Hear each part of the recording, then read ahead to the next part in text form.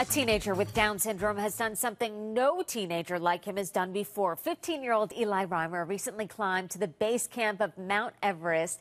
He is here, Eli and his father, Justin, who was also on that climb. Congrats to the both of you.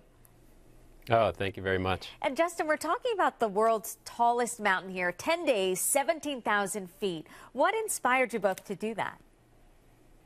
Wow, it was one of those things we never thought we would even attempt. It wasn't on our radar, but a friend of us approached us as a means of doing it as a fundraiser for our organization, the Elisha Foundation, but also as a platform to really make the needs of the disabled known globally, and really to point to what we feel is the artistry of God in creating people like my son so uniquely, and trying to attempt something like this. How did you feel as a father when you got to the top and you looked over at your son, knowing that you both did that?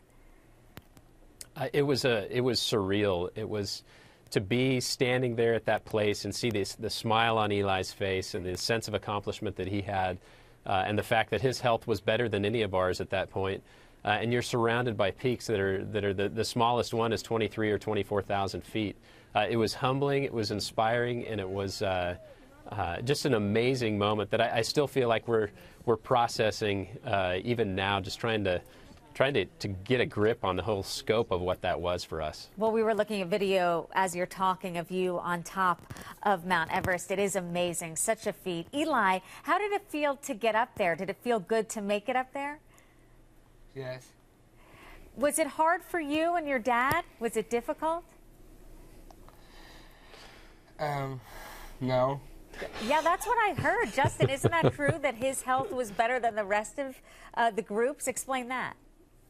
Yeah, it was remarkable. We had ahead of time we had gotten all the specialists that he sees, gotten all of their approval for his clean bill of health to attempt it, and then we monitored his blood his oxygen saturation levels as we went up, and his were consistently significantly higher than everybody else's, to where he was actually leading us on the trail, and we were the ones feeling our own sense of disability just in dealing with the elevation and sickness and whatever else came along the way. But Eli was really kind of like our guide on this whole thing. It was no big deal to him. The rest of us were sucking wind. Eli, did you stick with your father as you were going up the mountain? Were you next to your dad? Yes. Yes, that's what I thought. I see you guys hugging at the top. Justin, what do you think the message is here? Of course, it's inspiring. Not many people can do what the both of you did. What do you want people to learn from Eli's accomplishment?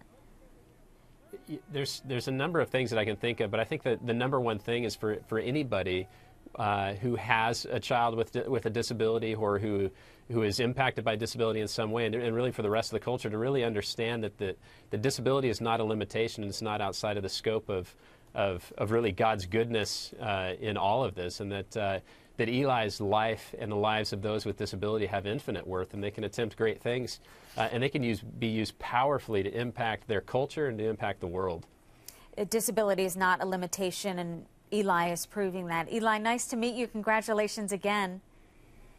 Okay. And Justin, you too. Thanks so much. Thank you.